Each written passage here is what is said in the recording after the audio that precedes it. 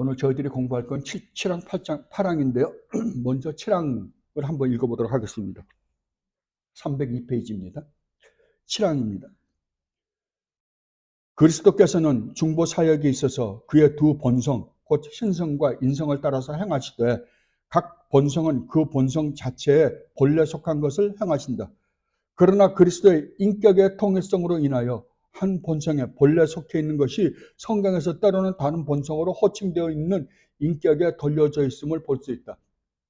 제가 여러분들에게 설명을 해드릴 텐데, 제가 설명을 해드릴 건 해드리지만 미처 제가 이건 내 실력 갖고는 부족하다라고 한다면 제가 그 스프롤 교수님의 해석을 제가 여기다가 다 써드렸거든요. 그걸 가지고 읽으면서 제가 여러분들에게 거기에 보충 설명을 해드릴게요. 오늘 7항을 우리는 두 문장으로 나눌 수 있습니다. 그 첫 번째 문장은 이렇습니다.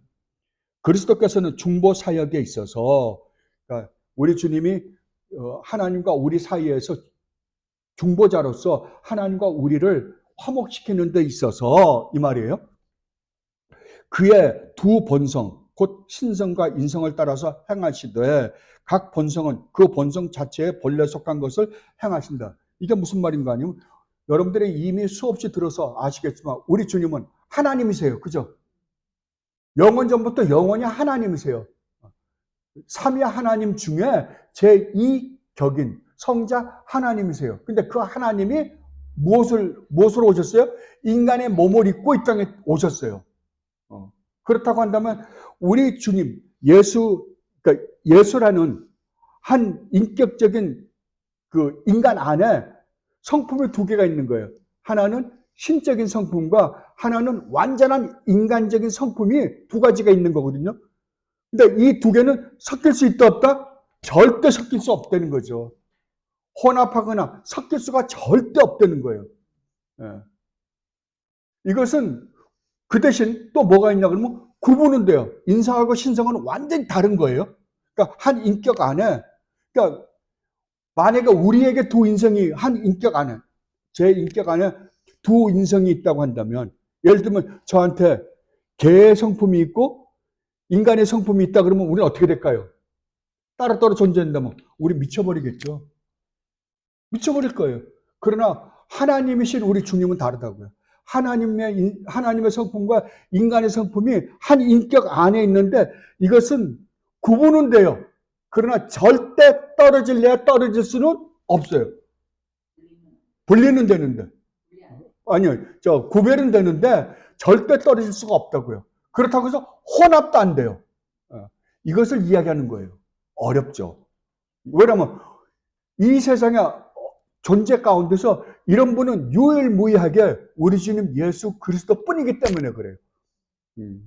우리는 우리가 이해하는 거죠. 우리가 가지고 있는 이성의 한계 안에서 우리가 이해하게 되어 있는데 한계가 넘어가면 우리가 이해가 안 되죠. 그때는 뭐가 필요해요? 믿음이 필요한 거예요. 그건 우리가 그래 맞는 것 같아라고 인정한다 그래서 이해가 될 수 있는 건 아니라고요. 그 이야기를 지금 이거 하는 거예요. 그래서 그 그리스도의 인성과 신성의 특징은 이렇습니다.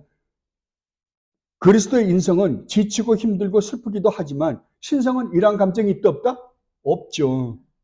그리스도의 완전한 순종은 인성이 한 것이지 신성이 도와주신 것은 아니다. 그러니까 우리 주님이 이 땅에 오셔서 하나님의 말씀에 적극적으로 순종하고 인간으로서 하나님의 뜻을 쫓아 산 것은 인성이 한 거지 신성이 도와준 건 아니다라는 거. 그러면 십자가에서 우리 주님이 우리를 대신해 돌아가셨어요. 돌아가셨을 때 신성이 도와줬다 안 도와줬다? 절대 안 도와줬다고요.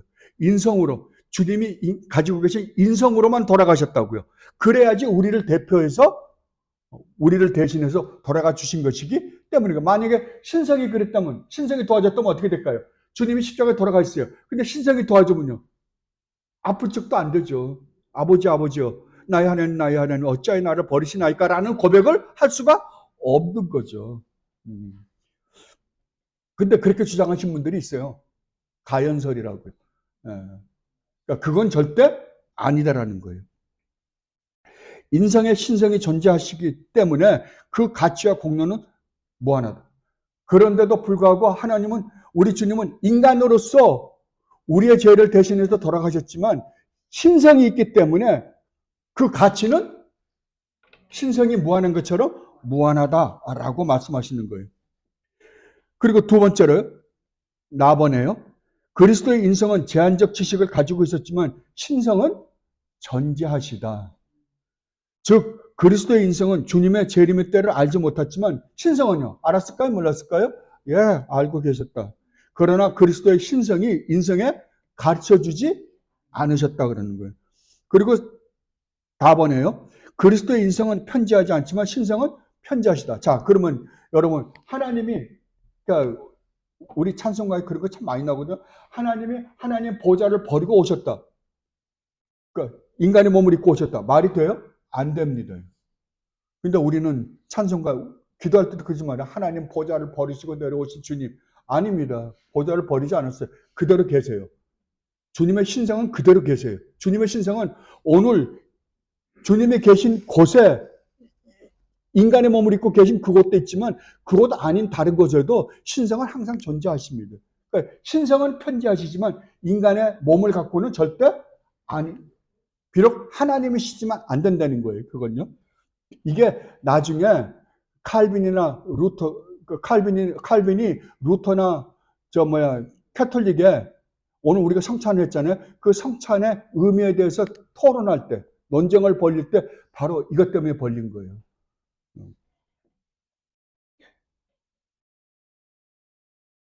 다번이요. 그리스도의 인성은 편지하지 않지만 신성은 편지하시다. 그러므로 성만찬 때 그리스도의 신성이 임재하시지만 인성은 하늘에 계신다. 이와 같이 인성과 신성은 완전히 구분된다라는 겁니다. 그 다음에 7항의 B번이에요. 303페이지 가보십시오.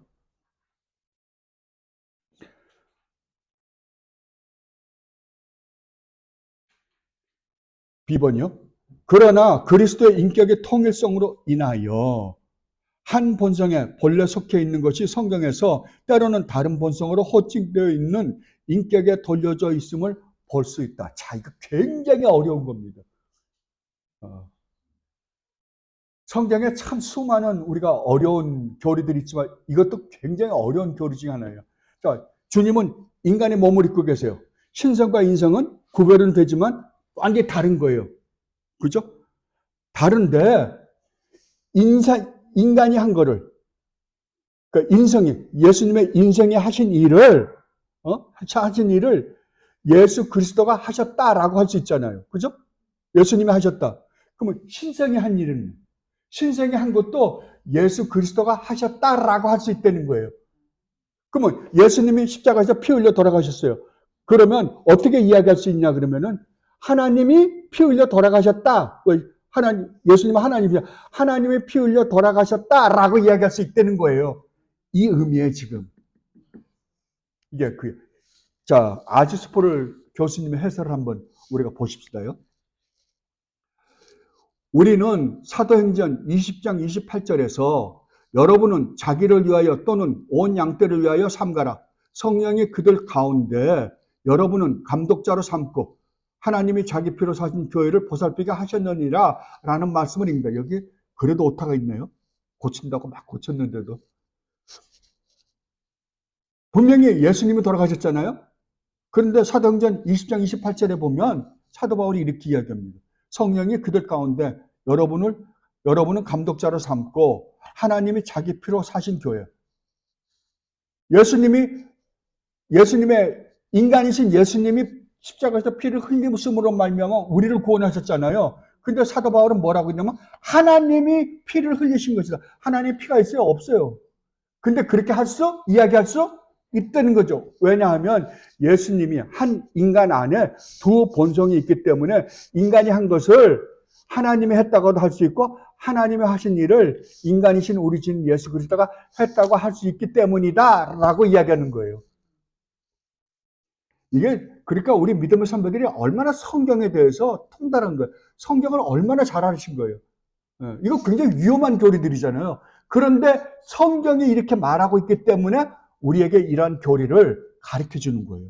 왜냐하면 이걸 올바로 가르쳐서 우리가 이해를 할 때 우리가 풍성한 하나님의 은혜를 깨달을 수 있기 때문에 그래요. 예. 우리도 형제들을 위하여 목숨을 버리는 것이 마땅하니라 라고 말씀한다. 이러한 본문들에서 우리는 하나님의 피와 하나님의 죽음에 대한 언급을 본다. 그러나 이것이 신성이 십자가 위에서 죽으셨다는 것을 의미하지는 않죠. 왜냐하면 하나님은 죽으실 수는 없으시니까요. 돌아가시게 누가 돌아가셨어요? 인성이신 우리 주님이 돌아가신 거예요. 인성과 신성 사이에는 완전한 통일성이 존재하기 때문에 어느 하나의 본성에 귀속될 수 있는 것은 무엇이든지 그 위격에 귀속시킬 수 있다. 이게 무슨 말인가 하니 예수님의 인성이 하신 것도 예수님이 하셨고 신성이 하신 것도 예수님이 하셨다라고 할 수 있다는 거예요. 이 말의 의미는 두 본성은 한 인격에 귀속되어 있기 때문에 인성이 100%한 일도 신성이 했다고 말할 수 있다는 의미이다. 우리는 예수님의 인성을 신격화시킴 없이 예수님은 신적인 발과 신적인 손을 가지고 있다고 말함 없이 신은 무슨 눈이나 귀나 코나 이런 거 갖고 있지 않잖아요.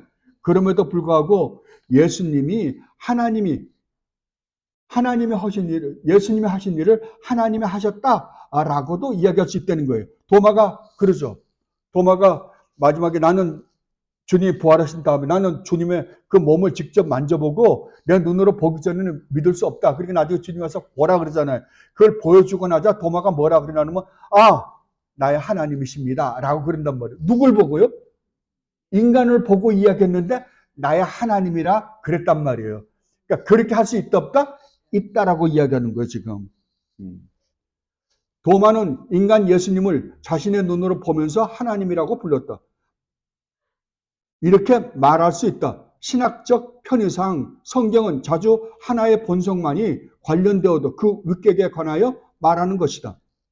두 신성과 인성이 한 인격에 완전히 결합되어 있기 때문에 인성이 한 것을 신성이 했다고 할 수 있고 또 역으로 신성이 한 일도 인성이 했다고 할 수 있다는 의미이다.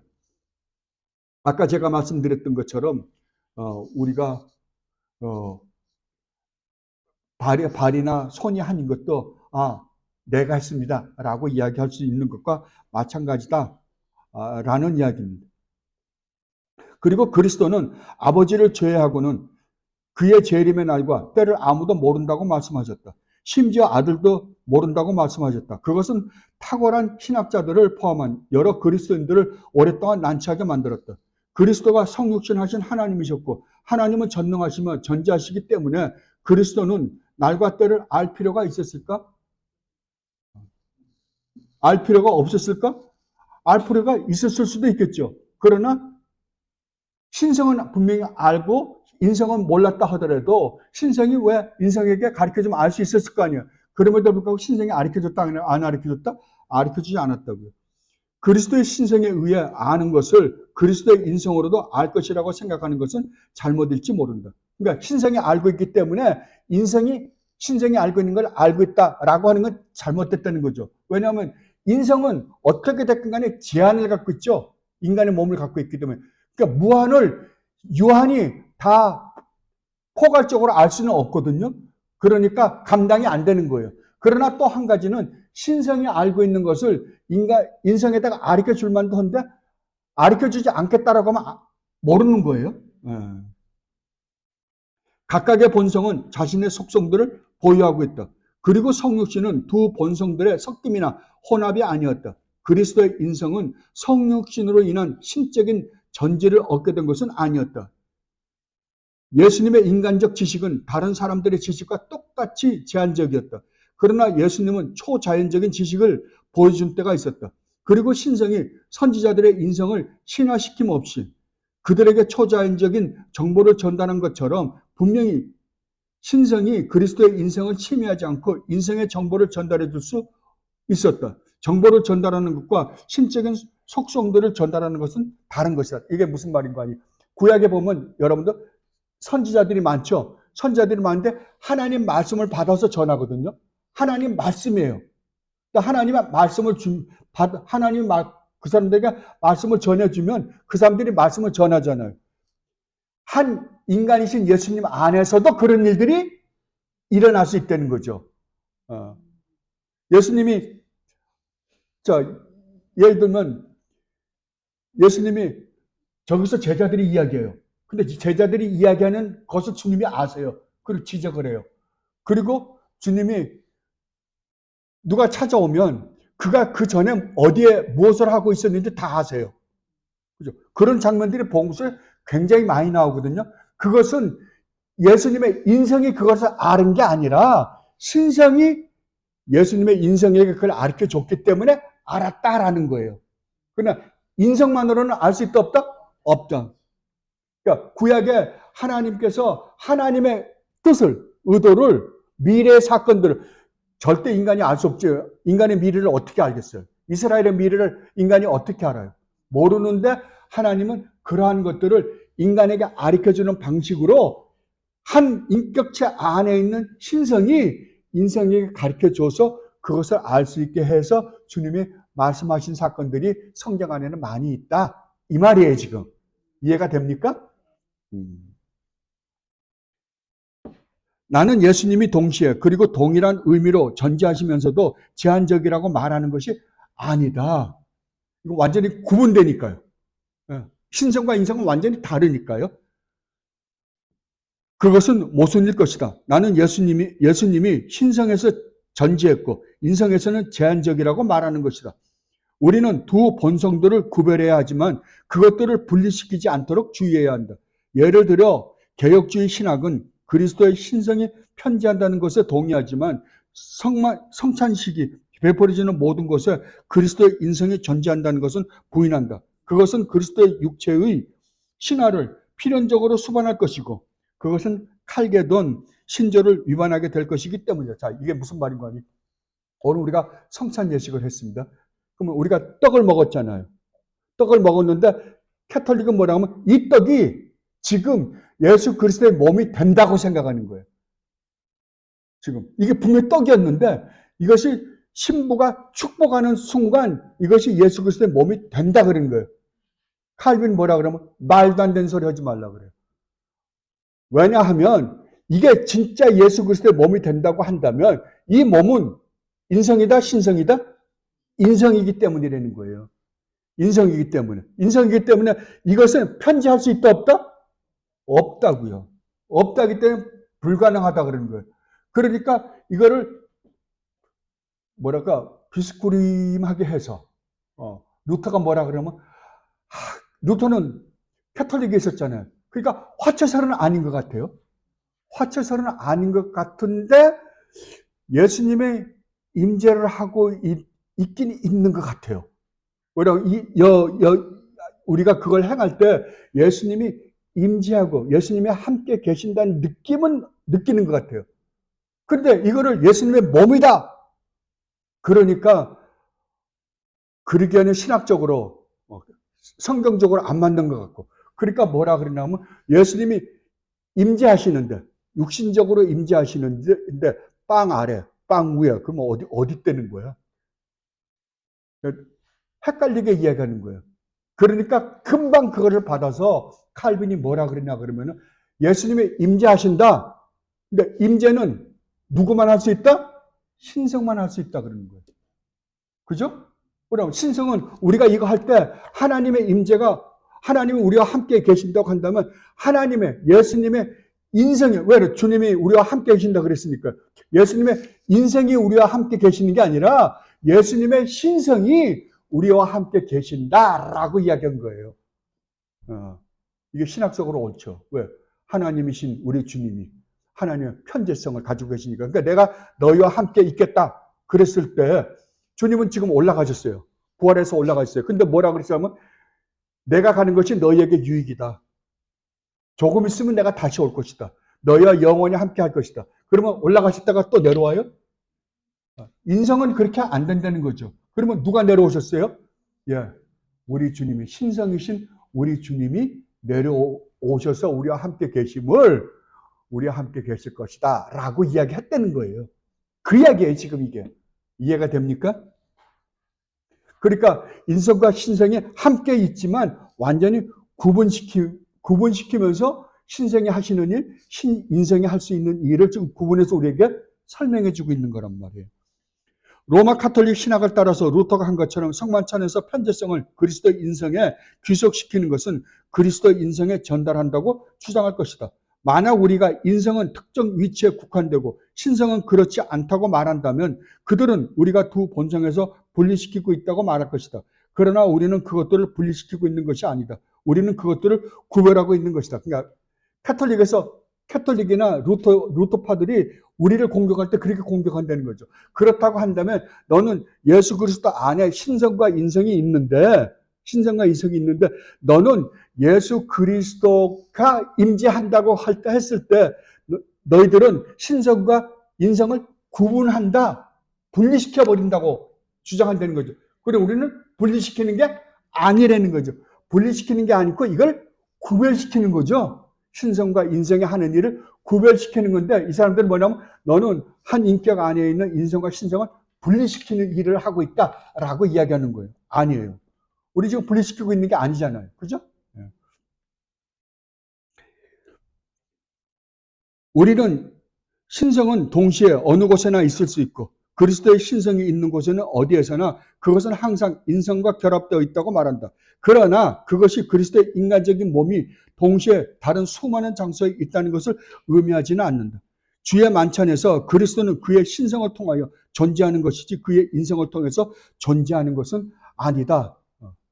주님이 내가 너희와 함께 있다고 했을 때 지금 한국에도 있고 미국에도 있고 수많은 우리 믿음의 식구들하고 같이 있잖아요. 있을 때 주님의 인성이 주님의 육신의 몸을 입고 있는 인성이 거기에 다 있는 게 아니라 주님의 신성이 거기에 가 있는 것이지 인성은 지금 어디 계세요?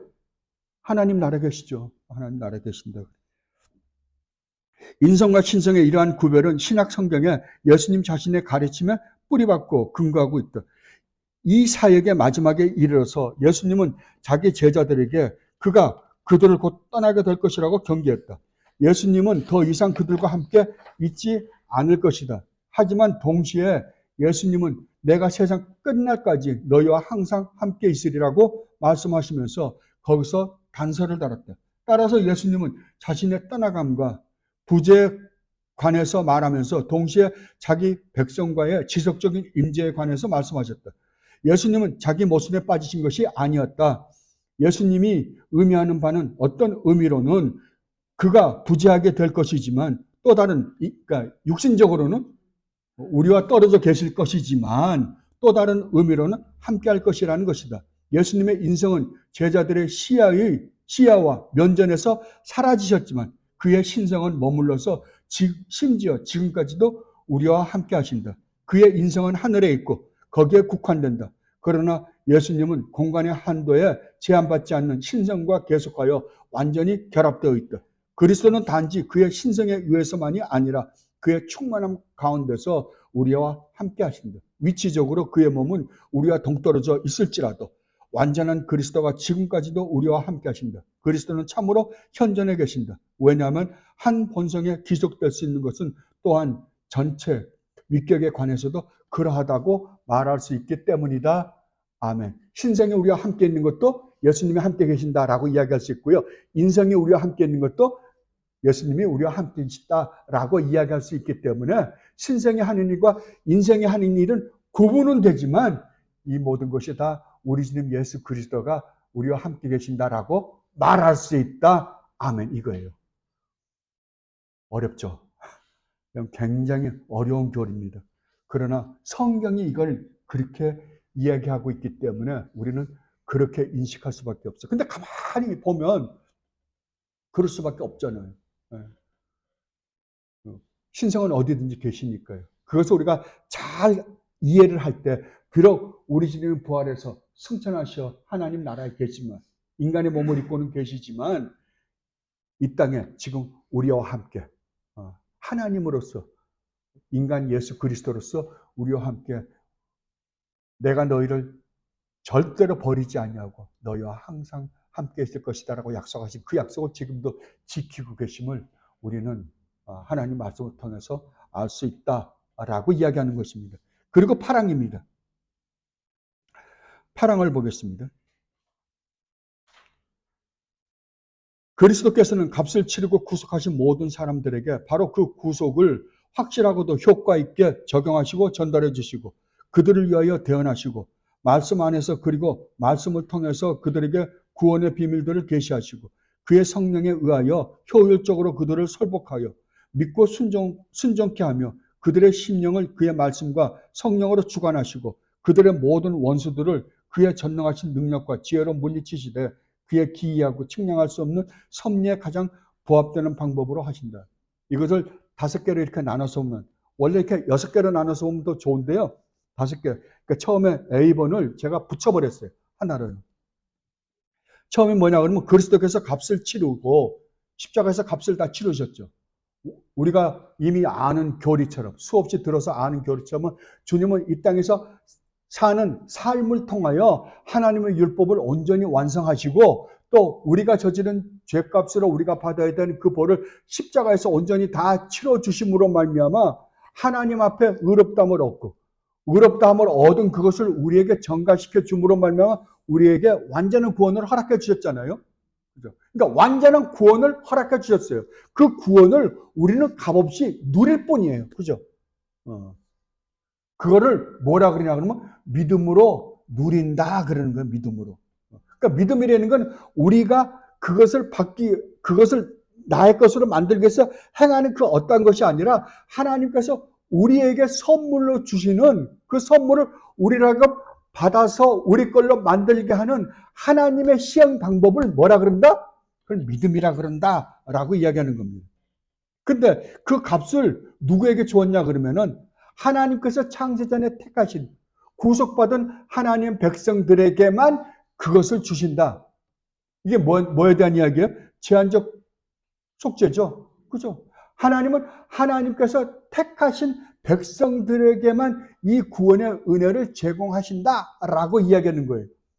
그 대신 우리 주님이 하신 모든 일은 이 세상에 있는 모든 사람, 아니 그거보다 수백 배 더 많은 사람들의 모든 것도 구속할 수 있는 효과는 가지고 있지만 충분한 힘과 능력은 있지만 하나님은 그렇게 하지 않고 오직 누구에게만 이것을 효력 있게 행하신다? 하나님께서 창세전에 택하신 백성들, 다른 말로 하면 창세전에 하나님께서 우리 주님 예수 그리스도에게 만드신 분들에게만 이것을 허락해 주셨다라고 이야기하는 겁니다.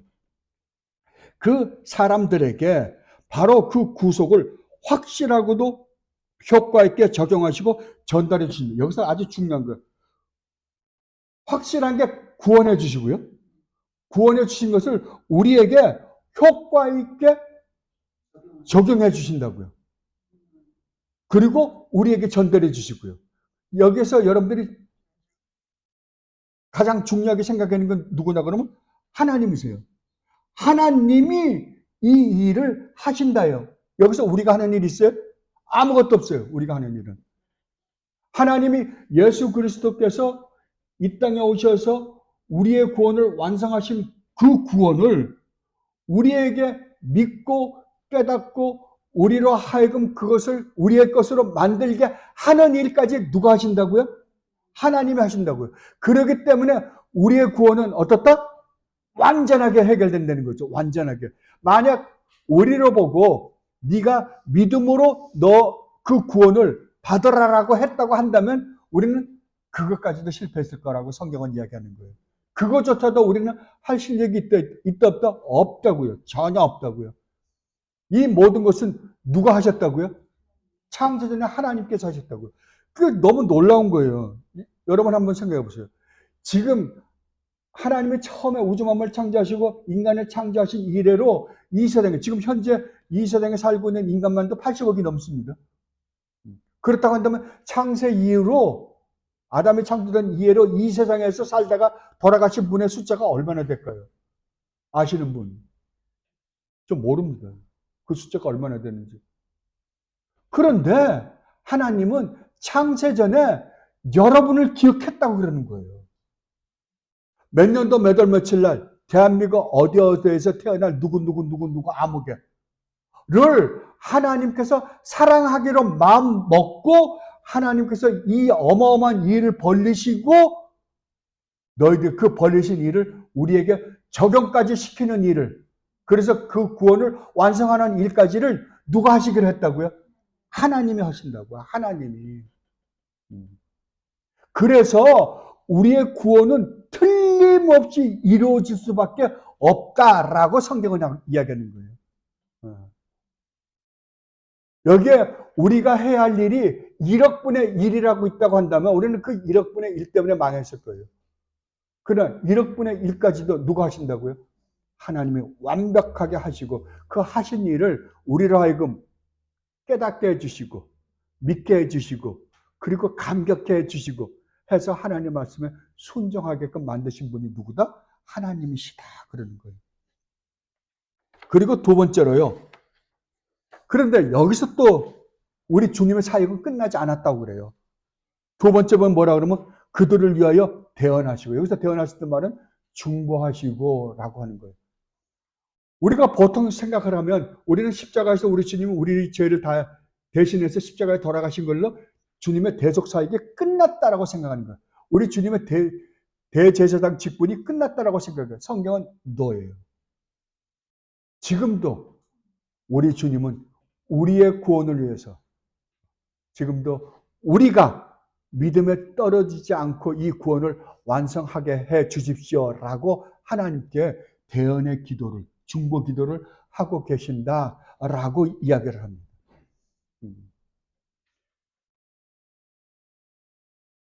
그리고 세 번째로요.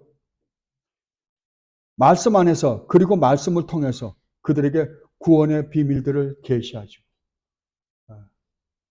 그런데 하나님께서 이 모든 일을 하신 것은 뭘 통해서 일하신다? 말씀을 통해서요. 그러면 성령 하나님이 말씀을 통하지 않고 일하시는 법이 있을까요? 없다고요. 없다고. 있긴 있겠죠.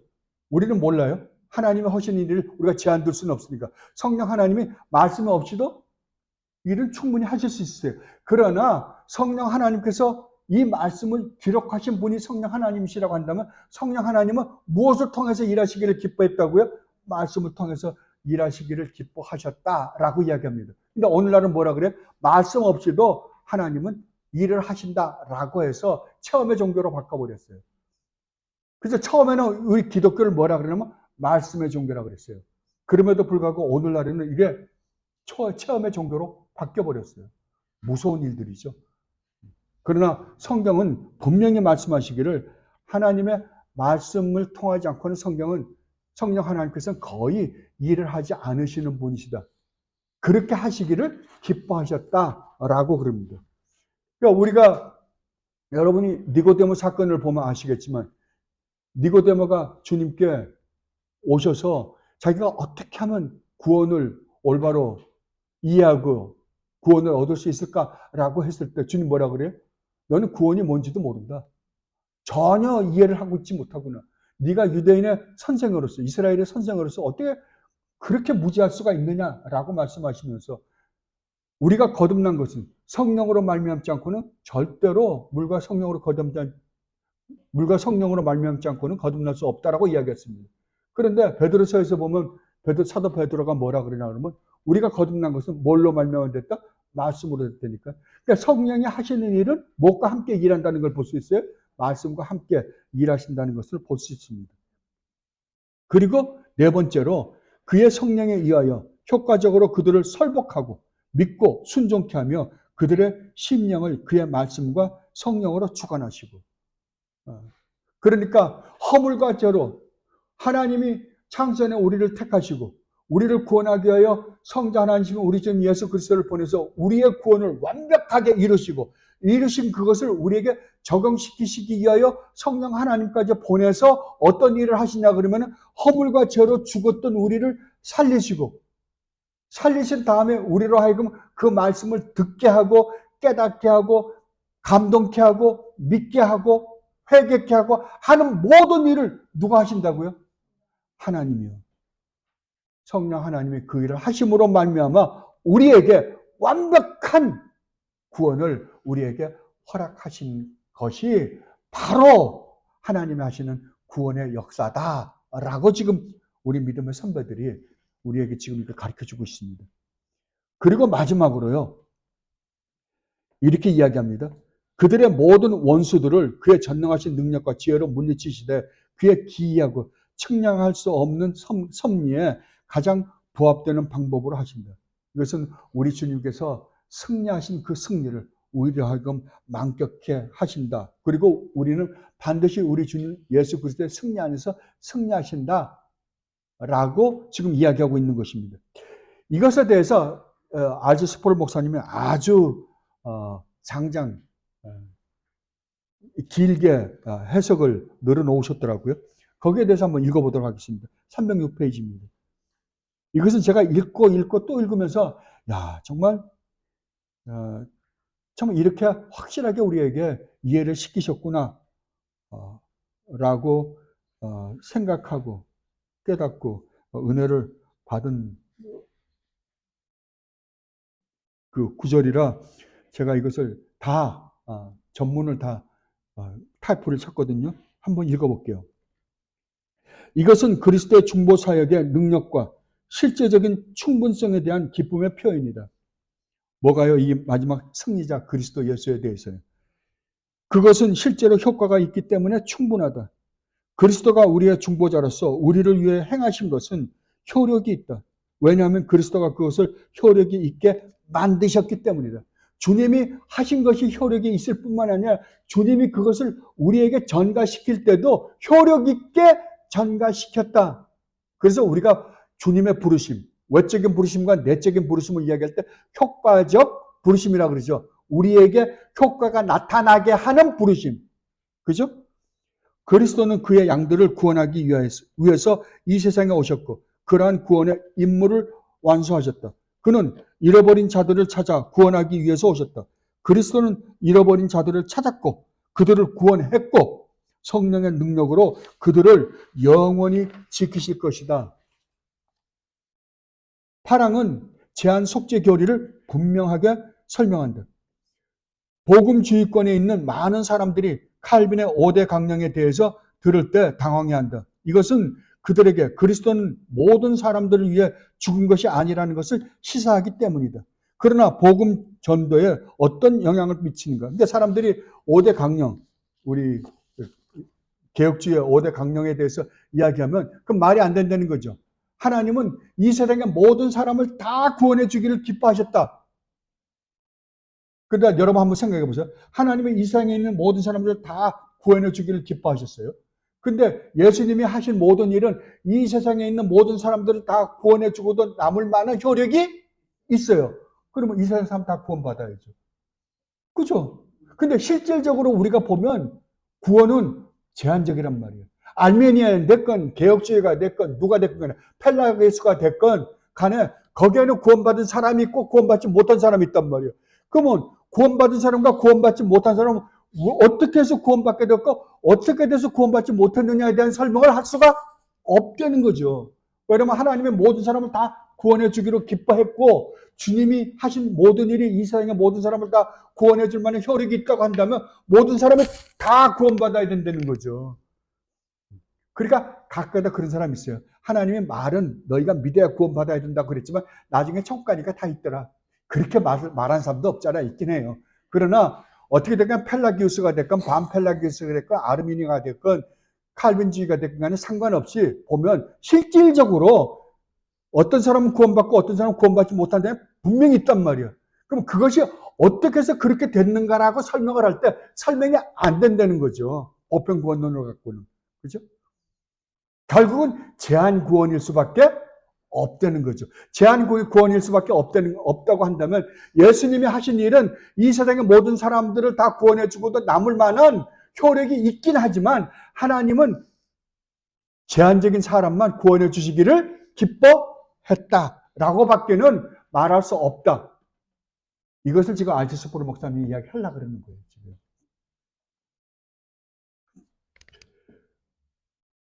근데 이 사람들이 그 다음에는 이런 질문을 우리에게 할 거라는 거예요. 이것이 복음 전도에 대한 어떤 영향을 미치는가? 어떻게 그리스도가 당신의 죄를 위하여 죽으셨어요? 라고 사람들에게 말할 수 있는가? 만약에 하나님께서 어떤 사람만 선택해서 구원해 주신다고 한다면 사람들에게 우리는 복음을 전할 때 어떻게 해요? 하나님이 당신이 구원받기를 원하세요. 하나님은 그리스도가 당신의 죄를 위해서 죽으셨어요. 당신이 믿으면 당신의 집과 당신이 구원을 받을 겁니다. 라는 이야기를 어떻게 할 수 있냐 이거예요. 그런 질문을 할 사람들이, 우리에게 반문할 사람들이 반드시 있게 될 것이다 라고 이야기하는 거예요. 분명 우리가 만나는 모든 사람에게 예수님이 당신을 위해서 죽으셨습니다. 당신이 구원받기 위해서 해야 할 것은 오직 그분을 신뢰하고 믿는 것입니다 라고 담대히 말할 자유를 가지고 있다. 그런 말로 복음을 전하는데 익숙한 사람들을 실제로 그리스도가 모든 사람들을 위해 죽은 것이 아니라고 말하는 이러한 교리를 들을 때 매우 당황할 수밖에 없다. 이럴 때 우리는 잘못하면 당황하게 된다는 거죠. 근데 여기서 제가 먼저 여러분들에게 하나 말씀을 드릴게요. 여러분, 이 세상에 수많은 사람이 있어요. 근데 이 세상에 수많은 사람들 중에 하나님께서 분명히 창세전에 택한 사람이 있고 택하지 않은 사람이 있을 거예요, 분명히. 그죠? 그럼 내가 복음을 전할 때 택한 사람은 구원받겠지만 택하지 않은 사람은 구원 못 받을 거예요. 그런데 문제는 내가 복음을 전하는데 누가 하나님께서 창세전에 택한 사람인지 아닌지를 안다면 우리는 그 사람에게만 가서 복음 전하겠죠. 근데 누군지 몰라요. 그러니까 우리는 어떻게 할 수밖에 없어요?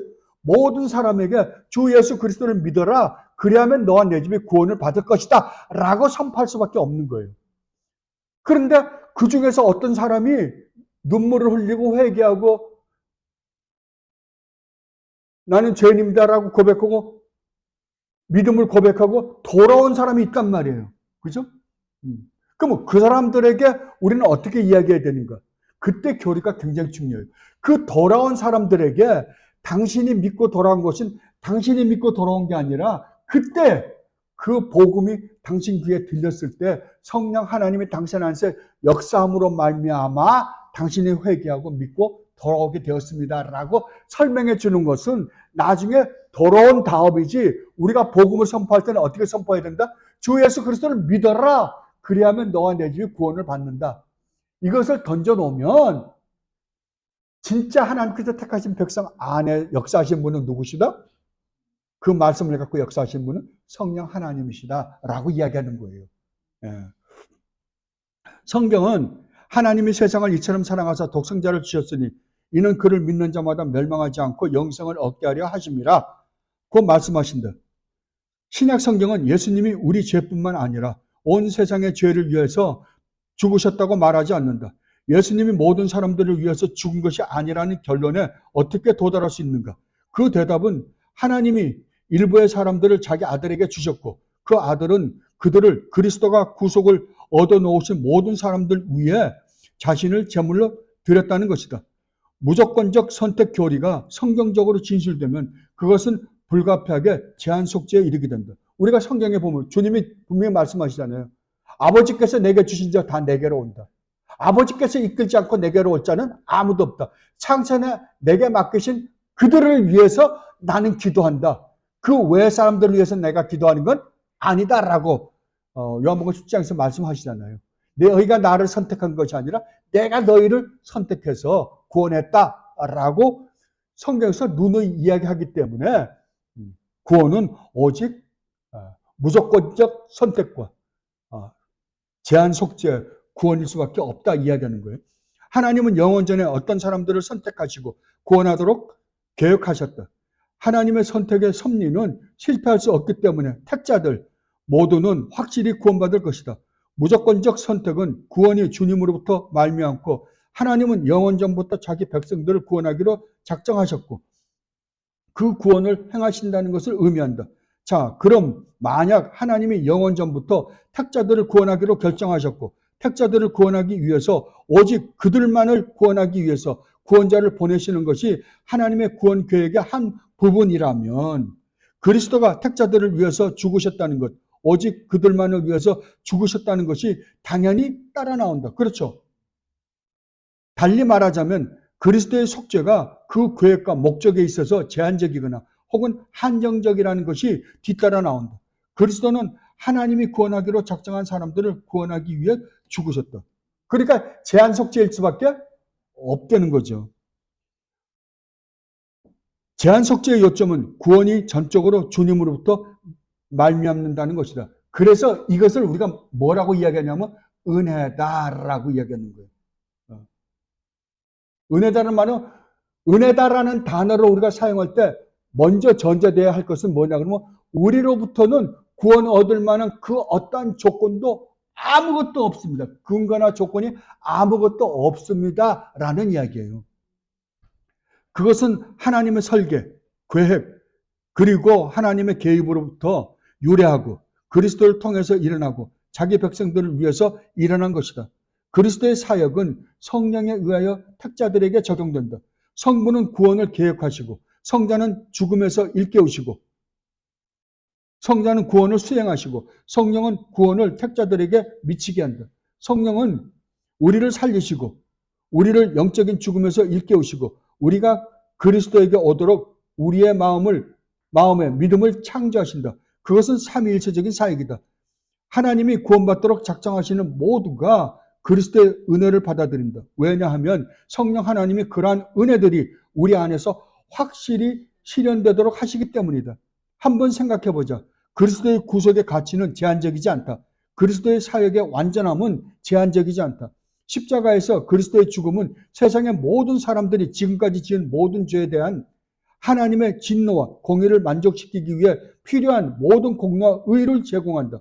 그리스도의 속죄는 모든 사람의 죄를 덮기에 충분하다. 그러나 그것은 몇몇 사람들만을 구원에 이르게 한다. 칼빈주의자들과 아르미니우스 주의자들은 그 속죄가 세상의 모든 사람들을 위해서 충분하다는 것에서 일치한다. 또한 우리는 속죄가 몇몇 사람들에 의해서만, 즉 신자들을 위해서만 구원에 이르게 하기에 충분하다는 데도 동의한다. 그리스도의 십자가 사역이 모든 사람들에게 충분하고 몇몇에게 유효하다는 견해에 관해서는 개혁주의만의 특징이라고 할 만한 것이 존재하지 않는다. 왜냐하면 실질적으로 보면 펠라기오스나 아르미니우스나 개혁주의나 할 것 없이 구원받는 사람은 제한됐단 말이에요. 이 제한되어 있는 구원을 어떻게 설명하느냐에 설명의 차이만 있을 뿐이에요. 그죠? 이것은 보편구원론에 반대해서 단지 특정주의를 주장하는 것이죠. 그게 무슨 말인 거 아니? 그러니까 제한된 구원이라는 거예요. 제한된 구원. 그 대신 보편구원은 이 세상의 모든 사람들이 다 구원받는다는 거 아니에요. 그건 불가능하다는 거죠. 실제로 일어나지 않으니까. 보편구원론은 모든 사람들이 구원받는다고 가르친다. 이에 대해 개혁주의 신학과 아르미니우스주의의 신학 사이의 차이점은 구원받지 못하는 사람들의 구원받지 못하는 이유에 대한 설명이 서로가 다른 거예요. 개혁주의는 어떻게 설명을 해요? 개혁주의는 하나님이 우리에게 은혜를 베풀지 않았기 때문에 구원받지 못하는 거고요. 알메니아인들은 우리가 믿지 않았기 때문에 구원받지 못하는 거. 이유만 다른 거예요. 그죠? 아르미니우스 주의자들은 어떤 사람들이 구원받지 못하는 것은 그들이 구원받기 위해 하나님의 은혜에 협력하지 않기 때문이라고 말한다. 그러나 개혁주의자들은 어떤 사람들이 구원받지 못하는 것은 하나님이 구원받는 데 필요한 유효적인 은혜를 그들에게 주시지 않았기 때문이라고 믿는다. 뚜렷하죠? 차이점이요. 만약 그리스도가 모든 사람들을 위해서 죽었고 하나님의 공의의 요구를 실제적으로 만족시키셨고 온 세상이 죄를 위한 완전한 속죄를 하셨다면 심판의 이유는 무엇인가? 만약 그리스도가 어떤 사람들의 죄값을 이미 치르셨다면 하나님이 이미 죄값을 치른 그들을 심판하시는 것은 공의롭지 못할 것이 될 것이다. 자, 만약에 보편구원이 타당성이 있다고 한다면 하나님이 모든 사람을 구원하시기를 기뻐하셨고 예수 그리스도가 하신 일이 모든 사람을 다 구원하고도 남을 만한 효력이 있다고 한다면 하나님은 심판을 왜 해야 되냐 이거예요. 지금 그 이야기거든요. 우리는 그리스도가 택자들을 위해서 자신을 희생제물로 완전하게 바쳤고 그리스도의 희생이 모든 사람들을 위해서 충분한 가치와 공로가 있다고 말했다.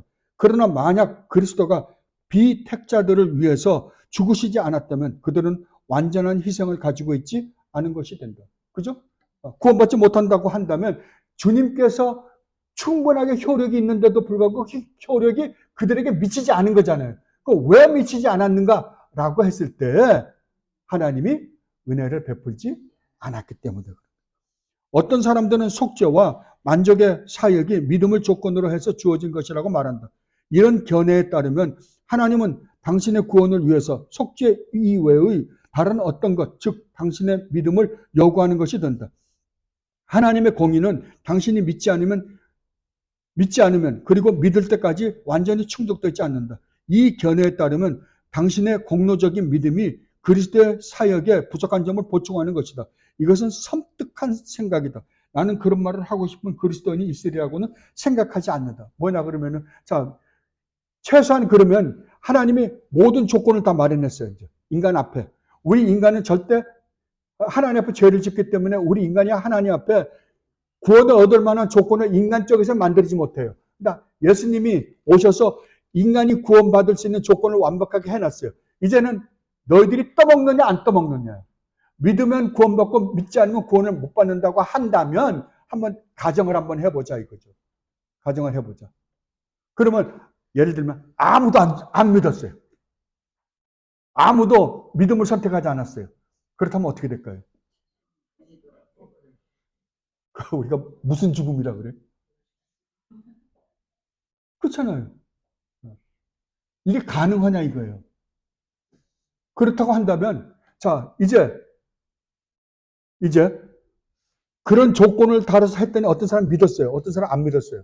그러면 이 믿은 사람은 뭘로 믿은 거예요? 믿음이라는 자기의 공로를 가지고 믿은 거예요. 그죠? 공로 사상이잖아요. 자기가 난 믿음을 선택했기 때문에 난 구원받고 너는 선택하지 않았기 때문에 구원 못 받은 거예요. 그러면 이 믿음이 뭐가 되는 거예요? 내 공로가 되는 거죠. 그러면 하나님이 우리를 향한 구원은 누구에 의존하는 거예요?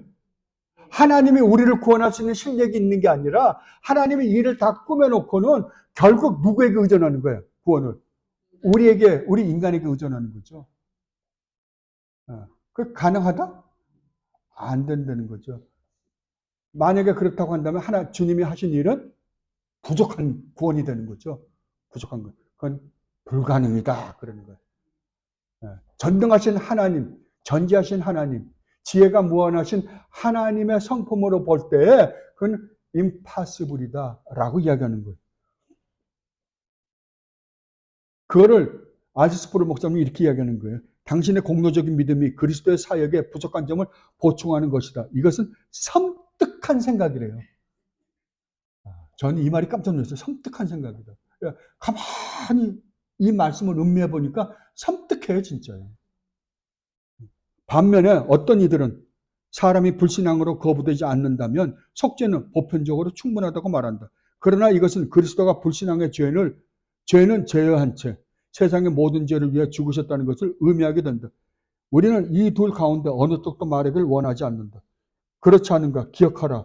우리가 속죄는 모든 사람에게 충분하다고 말할 때 우리가 의미하는 바는 그것은 내적인 가치가 모든 사람에게 있다는 것은 아니다. 만약 그것이 모든 사람의 구원을 목적으로 겨냥된 것이었다면 모든 사람들을 구원할 것이다.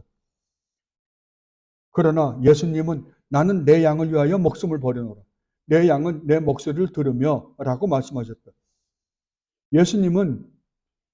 예수께서 그에게 주신 사람들을 위해서 자기 생명을 버리신다. 십자가 위에서 발생한 사건은 단순히 모든 사람의 죄를 위한 완전한 속죄라는 수상적인 행동이 아니다. 오히려 구원받지 않은 오히려 예수님은 자신의 백성들, 자신의 택자들을 위해서 특별히 죽으셨다. 구원받지 않은 사람들을 위한 우리의 기도가 이 등식과 어떻게 조화되는가? 한마디로 정리하면 구원은 우리 기도의 결과로 주어지는 것이 아니다. 여기 굉장히 중요합니다. 그러니까 이런 것을 여러분들 이야기할 때 여러분들 이런 이야기 굉장히 많이 들어봅니다. 모태신앙이란 말 하죠. 모태신앙이 가능합니까? 그리고 대개 구원받은 사람들 나중에 자기가 이제 회개하고 돌아와서 구원받았잖아요. 저희 어머니의 기도로 돌아왔습니다. 뭐라 그러는 거예요? 그 기도로 구원받을 수 있다 없다? 없다고요. 기도했다고 구원받는 게 아니라고요. 내가 기도했기 때문에 은혜를 받는 것도 아니라고요. 그럼 기도는 뭔가? 여러분 제가 분명히 하나 말씀드릴게요.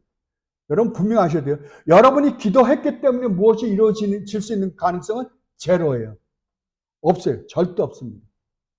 그럼 기도는 뭔가? 기도는 하나님의 뜻을 이루기 위해서 사용하는 하나님의 방법이에요. 뭐라고요? 기도는 하나님의 뜻을 이루기 위한 하나님의 방법이라니까요. 하나님이 우리를 구원하셨어요. 다 구원하셨어요. 근데 그걸 우리에 적용시키는 방법에 있어서 믿음을 통해서 하고, 하나님의 말씀을 통해서 하고, 기도를 통해서 하는 하나의 은혜의 수단에 불과하지, 내가 기도를 했기 때문에, 내가 설교를 했기 때문에, 말씀을 전했기 때문에 저 사람이 구원받은 건 절대 아니라는 거죠. 근데 우리는 나중에, 우리 목사님 설교를 잘해요. 세상에 설교 잘하는 설교 없습니다. 제가 삐딱해서 그런지 모르지만, 저는, 그러니까 뭘 하나 공부를 하면 하도 따지기를 좋아해서요. 좀 힘은 들어요. 근데 그걸 따지지 않으면 어떤 결과가 나타나냐 그러면 뭐라 그럴까?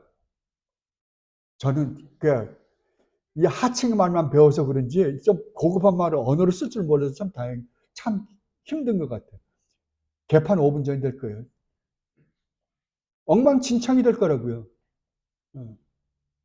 우리는 그런 생각에 꽉 차 있어요. 그래서 뭐라 그러냐 그러면은 우리 목사님은 설교를 참 잘해요. 와서 한번 들어보세요. 설교 잘하는 목사는 필요 없습니다. 설교는 하나님 말씀을 대언하는 거예요. 하나님 말씀을 전하는 거예요. 그러면 하나님이 나에게 내 입에 물려준 말씀을 있는 그대로 전한 자가 전달자에 불과하거든요. 그러면 목사가 그 말을 전할 때 좀 쉽게 하느냐 어렵게 하느냐는 있을지 몰라요. 그러나 잘한다 못한다는 있을 수가 없죠. 그 목사가 전하는 말씀이 진짜 올바른 하나님의 말씀이냐 아니냐가 중요하지. 우리가 보통 우리 목사님 설교 잘해요. 그 안에 깔린 의미는 뭐예요? 우리 목사님 입담이 좋아요. 이 말이에요. 입담이 좋아요. 그죠? 말을 참 잘해요. 이 말이에요. 말 잘하는 목사는 소용없습니다. 하나님의 말씀을 올바로 전하는 사람인가 올바로 전하지 않는 사람인가가 중요하지. 전하는 사람인가 중요하지. 그 사람이 입담이 좋은 사람은 절대 필요치 않아요. 근데 우리는 이 새치혀에 놀아나요. 새치혀에. 굉장히 조심해야 됩니다. 그러니까 우리 목사 설교를 잘해요. 라는 말은 밖에 나가서 절대 하지 마세요. 이건 절대 있을 수 없는 이야기들을 우리는 공경연하게 합니다. 그리고 저희 어머니 기도가 저를 구원했습니다. 그럼 우리 주님 뭐가 되는 거예요? 참. 알스포르 목사님 이야기를 잘했죠. 한마디로 정리하면 구원은 우리 기도의 결과로 주어지는 것이 아니다요. 아니다.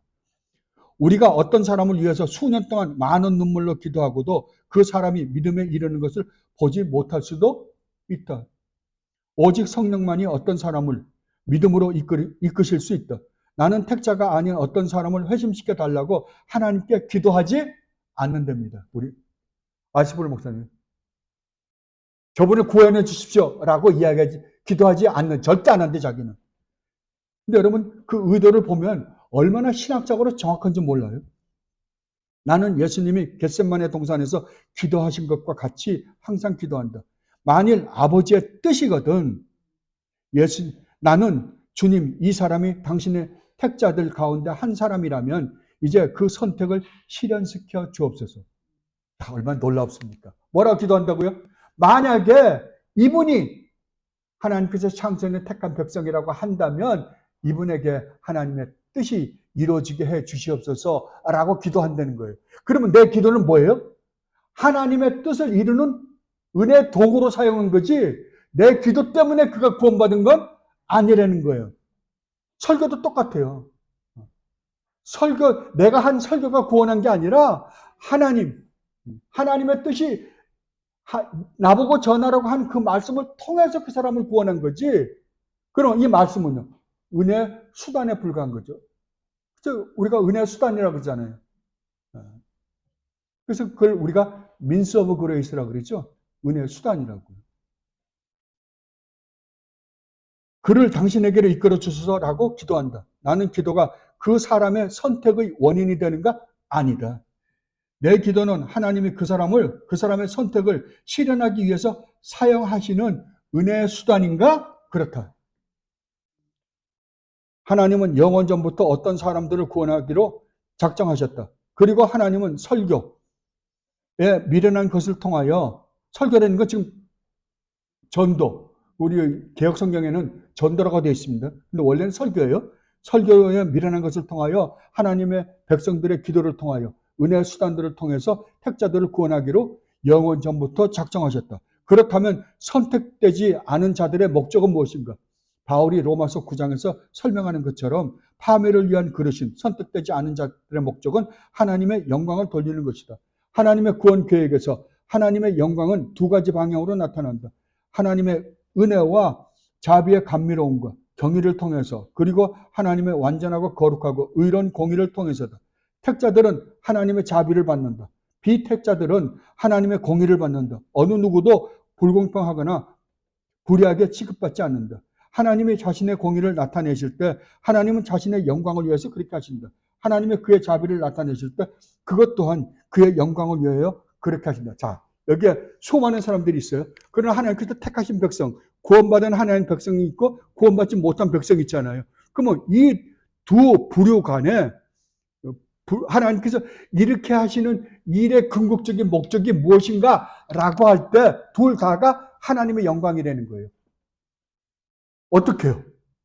구원받은 사람에게는 하나님의 은혜와 자비와 사랑을 감사와 찬양으로 드러내게 하는 하나님의 영광이 될 것이고, 구원받지 못하는 백성들에게는 하나님의 공의의 심판, 하나님의 공의를 드러내는 영광이 될 것이다 라고 이야기하는 거예요. 근데 그 다음에 아즈스푸르 목사님이 당신의 스승과 이야기를 하면서 한 이야기를 나누는 장면이 나옵니다. 나는 거스드너 박사와 대화하면서 다음과 같이 심각하게 질문한 것이 생각난다. 만약 제가 이 세상에서 제 친구였던 어떤 이가 지옥에 있다는 것을 알게 된다면 어떻게 제가 천국에서 행복할 수 있을까? 우리 이런 이야기 많이 하죠. 자기도 질문했다는 거예요. 그는 이렇게 말했다. 자네가 천국에 이르게 되었을 때 자네는 지옥 안을 내려다보고 자네 친구가 거기 있다는 것을 보았을 때 자네 친구가 거기 있다는 것을 기뻐할 수 있을 만큼 거룩하게 될 것이다. 거스너 박사는 우리가 죄인이고 이 세상에서의 우리 애정은 우리와 동일한 사람들을 지향하기 때문이라고 설명했다. 우리는 천국을 적대하는 사람들의 엄청나게 많은 반역에 동조한다. 우리는 하나님의 영광보다 우리와 동일한 피조물의 복지에 더 많은 관심을 갖는다. 그러나 천국에서 우리는 거룩하게 될 것이고 우리의 관심사는 하나님의 영광이 될 것이다. 우리는 그의 완전한 위엄을 보고 나서야 비로소 이 사실을 참으로 이해할 수 있을 것이다. 이게 무슨 말인 거 아니에요? 우리가 이 세상에 살면서는 어차피 우리도 죄인이에요. 지금 우리도 죄 가운데 살고 있습니다. 완전한 거룩에 우리는 도달하지 못했어요. 죄 가운데 살고 있기 때문에 서로 죄 가운데 살고 있는 사람들을 동정하며 이렇게 저렇게 서로가 위하면서 살 거라는 거예요. 그래서 저 사람 지옥 가면 어떡해? 지옥 가 있는 걸 나는 어떻게 보지? 라고 그럴 거라는 거예요. 그러나 우리가 하나님 나라 가서, 만약에 그럴 일이 없겠지만 하나님 나라 가서 지옥에 있는 사람을 볼 때에는 어떻게 본다? 하나님의 영광의 관점에서 볼 때 저 사람들이 저기 들어가 있는 거는 하나님으로부터 마땅한 형벌을 받았기 때문이구나 라고 인정한다는 거예요. 동정을 한다 안 한다? 절대 동정하게 안 될 거라는 거예요. 왜? 그때 가면 온전히 왜 그렇게 했는가를 이해할 것이기 때문이다 라는 이야기예요, 지금. 근데 우리가 지금 여기에서 그런 생각을 하고 있는 거는 지금 현재 우리가 이 세상에 살면서 우리는 우리조차도 온전하게 거룩해지지 않기 때문에 거기에 대한 올바른 인식을 하지 못하고 있기 때문에 그런 질문을 한다. 그래서 자기도 바보같이 거스너 교수에게 그 질문을 해봤었다라고 이야기하는 겁니다. 예. 여러분, 구원은 전적으로 뭐에 근거해서 얻어진다? 하나님의 은혜로만 얻어진다. 그러면 제일 중요한 건 한 가지밖에 없어요. 그럼 나는 정말 그 하나님의 은혜를 입은 사람인가 안 입은 사람인가? 그걸 어떻게 하는가? 어떻게 할 것 같아요? 예. 여러분이 정말 하나님을 진실되게 믿는가? 만약에 내가 진실되게 믿는다고 한다면 그 믿음조차 뭘로 왔기 때문에? 은혜로 왔기 때문에. 하나님을 믿는가? 그리고 또 우리 주님 예수 그리스도를 사랑하는가? 이것이 여러분들이 구원을 받았는가? 구원받지 않았는가의 확신입니다. 만약에 여러분들이 진실되게 나도 모르게 이러한 사실들이 믿어진다고 한다면 여러분은 구원받은 사람입니다. 왜요? 그것을 우리의 실력으로 그것을 믿을 수 있는 가능성이 우리에게는 제로기 때문이에요. 없어요. 우리는 허물과 죄로 죽었기 때문에. 허물과 죄로 죽은 자들은 하나님을 좋아한다, 싫어한다?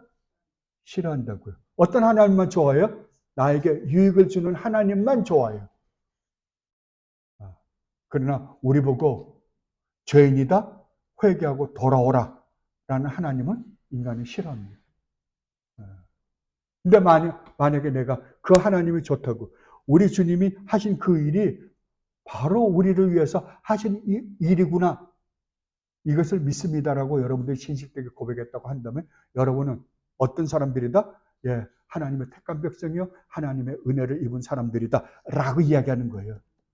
이게 중보자 예수 그리스도를 우리에게 이 교리를 가르쳐주면서 마지막으로 우리에게 이 구원은 전적인 하나님의 은혜로만 주어진 것이다 라는 것을 가르쳐줌으로 말미암아 이 은혜라는 단어가 얼마나 놀라운 말씀인지를 우리에게 소개해주고 있습니다. 이 은혜 가운데서 사는 여러분들이 되시기를 진심으로 바랍니다. 기도하겠습니다. 아버지, 그렇습니다. 이 은혜를 받았습니다. 저희들은 왜 저희들이 이 은혜를 받을 수 있는 대상인지 저희들은 모릅니다. 오직 그것은 아버지의 뜻 안에만 있었습니다. 아버지께서 저희들을 창세전에 기억하시고 사랑하시로 마음먹으신 그 마음이 저희들에게 이렇게 큰 은혜를 받게 했습니다. 정말로 감사합니다. 이에 걸맞는 삶을 살아가도록 노력하겠습니다. 감사하며 우리 주님 예수 그리스도 이름으로 기도드립니다. 아멘.